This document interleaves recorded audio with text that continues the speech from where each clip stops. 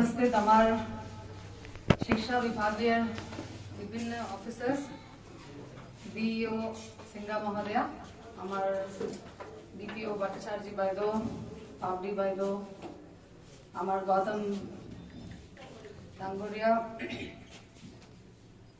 HOD Mubin जी बंगाली के, हमारे यहाँ जो AP member, GP president, vice president, यहाँ पे जो आए हुए विभिन्न सीआरसीसी, आपका हमारा जो एसएमसी प्रेसिडेंट है, हमारे हेडमिस्ट्रेस लकी बायदो, विशिष्ट जनसाधारण और हमारे प्रिय मित्र सभी को मेरा नमस्कार।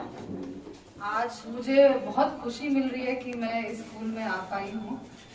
सबसे पहला इनविटेशन आई थिंक फिरोज जी ने हमको अप्रैल में दिया था कि मैडम हमने हाइलाकंडी में जो आपने ये पानी बचाने के लिए ये जो स्कीम लिया है उसको हमने कभी उनको रिक्वेस्ट नहीं किया था, हमने कभी उनको कभी आलाप भी नहीं किया था कि ऐसे करिएगा, बट उन्होंने निजे किए हैं। अप्रैल में फिर हमको मैसेज किया था उन्होंने कि आपके आने से ये ब्लेसिंग्स मिल जाता, बट अनफॉर्चुनेटली जब से मैं आई हूँ कछार में कोविड चल रहा है, कोविड की लड़ाई जारी है। जब कोविड कम होता है फिर मिजोरम ज्यादा होता है, तो इसी में हमारी फोकस स्कूल पे ना रही।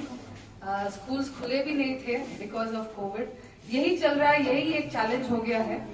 बट ये टाइम हमको जो मिला है, हमको बहुत आनंद मिलता है हमको ऐसे जब कोई स्कूल विजिट करते हैं। स्कूल बाहर से भी इतना सुंदर है, अंदर भी वही एटमॉस्फेयर उन्होंने लाया है। जैसे ये क्लासरूम एक भी स्पाइडर कॉबवेब नहीं है जो सरकारी स्कूल्स में दिखता है। जितना हो सके उन्होंने इसको इतना कलरफुल किया है। ये पेंटिंग्स, चार्ट्स, हैप्पी बर्थडे, ये सब उन्होंने जैसे चिपकाया है। मैं एसएसए ऑफिसर से पूछ रही थी कि ये शोकेस हमने दिया क्या, वो बोले नहीं, उनका खुद का डिजाइन है, उन्होंने जैसे सुंदर से वो एक डिस्प्ले रखा है। किसी घर में भी इतनी सुंदर से इतनी नीटली नहीं रखते हैं जितना स्कूल में रखे हैं। मैं स्पेशली हेडमिस्ट्रेस लकी जी को और उनके बेटर हाफ उनके सीआरसीसी को भी मैं कंग्रेचुलेशंस बोलना चाहती हूँ।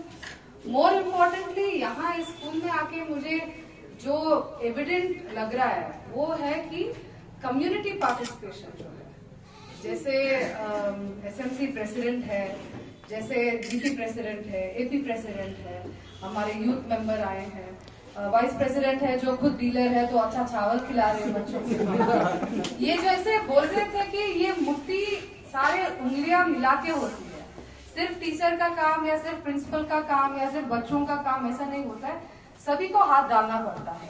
यहाँ पे मदर्स ग्रुप भी आए हैं, मैं उन सबको दाद देती हूँ कि आपने इतनी सुंदर सा माहौल बनाया है। गार्डन मैं जब बाहर प्लांटेशन में की थी तभी मैंने बोला बहुत सुंदर स्कूल है, अंदर आई भी नहीं, बट मुझे लगा कि एक जो एटमॉस्फेयर रहता है, जो एक शांति की, एक पढ़ाई करने की, वो माहौल इसमें जमी है। तो मैं पूरी कम्युनिटी को स्पेशली कंग्रेचुलेशन देना चाहती हूँ। आगे भी मैं रिक्वेस्ट करना चाहती हूँ कि सरकारी ऑफिसर्स जो है 10 में थोड़े लोग अच्छा काम करना चाहते हैं, थोड़े लोग इंडिफरेंट हो जाते हैं एंड थोड़े लोग खराब काम करना चाहते हैं। तो जो अच्छा काम करना चाहते हैं उनको पूरा दाद दीजिएगा, पूरा सपोर्ट दीजिएगा। अच्छा काम करने के लिए ज्यादा सैलरी भी नहीं मिलती है, बट वो खुद की इंटरेस्ट से जो करते हैं। हमारे यहाँ जो डीपीओ ऑफिशियल्स हैं वो भी अपने रीजन में बहुत इंटरेस्ट लेके काम करते हैं जितना हो सके। ये उनको हमको और कोऑपरेट करना चाहिए और एनकरेज करना चाहिए और उनके रास्ते में रोड ब्लॉक्स नहीं देना चाहिए। यही मेरी रिक्वेस्ट है। और कम्युनिटी से मैं अभी स्पेशली बच्चों से बात करना चाहती हूँ। यहाँ पे विभिन्न एज ग्रुप्स के बच्चे हैं। मैं आज एक आईएएस ऑफिसर बनी हूँ क्योंकि मैं जो बुक वर्म जो बोलते हैं, किताबों का मेरे को पागलपंती है, तो मैं दिन रात किताबें पढ़ सकती हूँ। ये बचपन से ये आदत थैंकफुली मेरे पिताजी ने मेरे को दिया है। एंड जो भी किताबों में पढ़ सकती हूँ, किसी कहानी का किताब, किसी फिलोसफी का किताब, किसी साइंस का किताब, किसी मैथ्स का किताब, बस किताब चाहिए मेरे। एंड आज मैं आपके सामने एक कलेक्टर बन के खड़ी हूँ क्योंकि मैं किताब में बहुत विश्वास रखती हूँ। हम सब किसी के घर में पैदा हुए, सब अंबानी के घर में नहीं पैदा हुए, कहीं गांव में पैदा हुए हैं, कोई शहर में पैदा हुआ है, कोई डिसेबल्ड है, कोई एक्टिव है, बट इन सब का मित्र बन सकता है सिर्फ किताब। किताब जाति भेद नहीं करता है। आप खोलेंगे बस वो ज्ञान का मार्ग बनता है। आजकल स्पेशली यूथफुल के बच्चे किताबें ज्यादा नहीं पढ़ रहे, उनको लगता है फोन पे पूरा नॉलेज है। आप जिनके पिक्चर्स यहाँ रखे हैं, विवेकानंद जी बहुत फेमस है कि वो किताब 2 मिनट में खत्म कर सकते थे। उनकी शक्ति, उनकी कंसंट्रेशन उतना हाई था। सुभाष चंद्र बोस बहुत किताबें पढ़ते थे। गांधी जी किताबों का बहुत उन पे विश्वास था, इन्होंने खुद किताबें लिखे भी है। सर्वपल्ली राधाकृष्णन वो मास्टर ऑफ फिलॉसफी है, उन्होंने भारतीय फिलॉसफी के ऊपर इतनी किताबें लिखी है। कब लिखते हैं आप किताब? जब 1000 किताब पढ़ते हैं तो एक किताब लिख सकते हैं। अब्दुल कलाम जो हम सेलिब्रेट करते हैं वो भी बहुत किताब पढ़े हैं। तो मैं इसीलिए स्पेशली बच्चों को बोलना चाहती हूँ कि कहीं पे भी किसी भी तरह से किताबें मिले, पढ़ते रहना। हमारे टाइम पे भी जितना किताब मैं खरीदना चाह रही थी उतना किताब नहीं मिलता था। फिर मैं दोस्तों से रिक्वेस्ट करती थी कि मेरे को 1 दिन के लिए दीजिए। पूरी रात मैं बैठ के पढ़ती थी और फिर नेक्स्ट डे उनको वापस करती। किताबों में वो शक्ति है कि वो आपको यहाँ बैठे हुए, कचुदरम में बैठे हुए, आपको वो स्वीडन लेके जा सकते हैं, आपको वो अमेरिका लेके जा सकते हैं, अफ्रीका के जंगलों में लेके जा सकते हैं, वो स्पेस में लेके जा सकते हैं।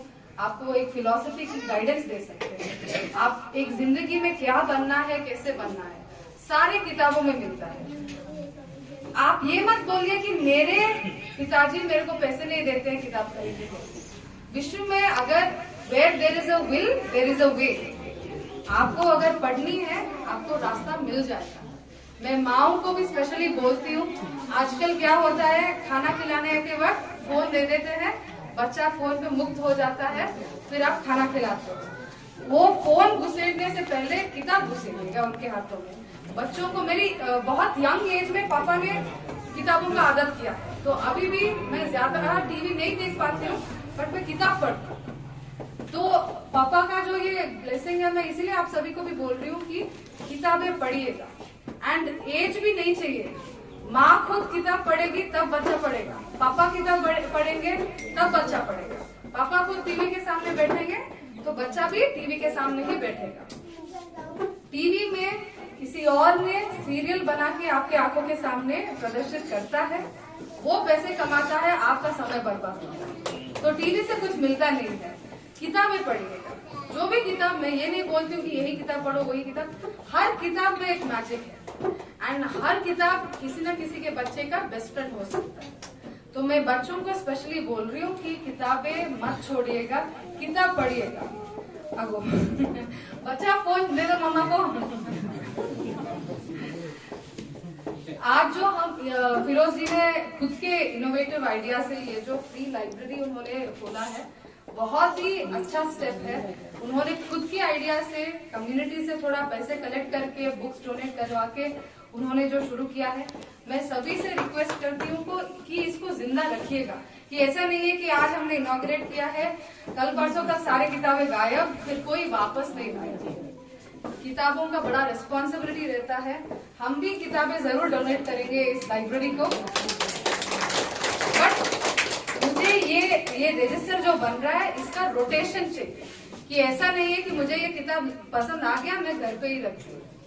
किताब कम्युनिटी का प्रॉपर्टी होता है, उसको रोटेट करते रहिए, यही मेरी रिक्वेस्ट है। एक और चीज आप देखेंगे, जब हमको लगता है कि अमेरिका, यूरोप बहुत एडवांस हो चुके हैं, बहुत साइंटिस्ट वहां से आते हैं, ये माइक वहीं से मिला है, मोबाइल वहीं से इनोवेट करते हैं, क्योंकि उनका कल्चर में किताबें पढ़ना बहुत स्ट्रांग है, बहुत हाई है। हमारे कल्चर में कभी था, हमने कहीं ना कहीं उसको छूट दिया है।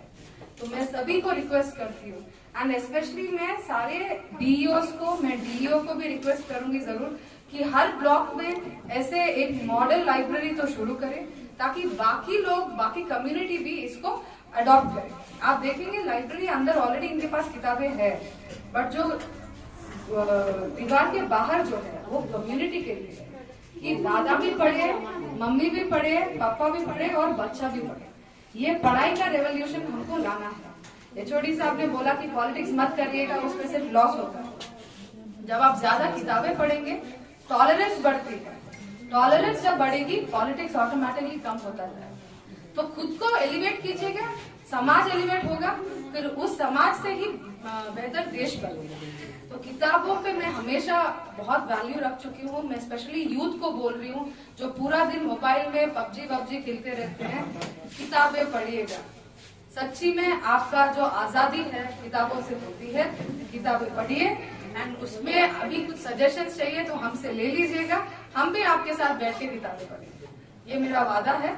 आज हमने जो अर्ली चाइल्ड डेवलपमेंट का जो मटेरियल डिस्ट्रीब्यूट किया है, ये भी स्कूल का प्रॉपर्टी बन जाएगा। तो मैं सभी कम्युनिटी मायों से मैं रिक्वेस्ट करती हूँ कि इसको मेंटेन करना है, कि ऐसा नहीं है कि चोरी हो गया है या खराब हो गया है या टूट गया है। कभी ना कभी मिलता है सरकार से तो ये बहुत जल्दी गायब हो जाता है। तो मैं आपसे रिक्वेस्ट करती हूँ कि इसके मेंटेन कीजिएगा, यूज कीजिएगा।